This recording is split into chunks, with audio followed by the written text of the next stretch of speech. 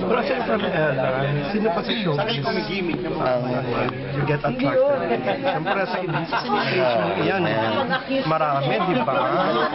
I have to admit, sobrang daming attractive and lovely ladies here in Star Magic alone. Star Magic pala. See everyone. Bucket list? I don't know. But I think I admire one of the dancers of Girlfriends. Sino doon? Sino doon? Girlfriend. Girlfriend. Showtime. Yeah. Sino na sinabi mo? I just think one of them is attractive. That's Sino nga? it. I think I can keep it for myself. Ang dami nun. Hindi ka sa dancer? Yeah. Anyone, I think I find people attractive who are also in love with arts in general.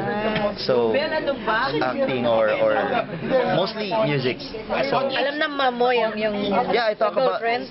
No, not really. But I talk to them about everything. Ma, I found this girl attractive. Sino yung pwede mong pangalanan? Ano sabi ng mom mo dyan?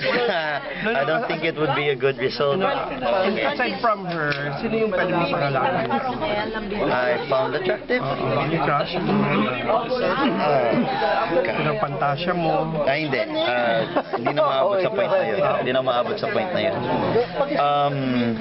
I guess I find Janela attractive. She's also nice. She's lovely in her own way. She's very bubbly. She can be madali siyang kausapin. Madali siyang makahalubilo. She's a very good actress, and kumbaga hindi ka magtataka why she's here right now. Kung nasan man siya ngayon. Why she's also a leading star because of who she is. Yeah.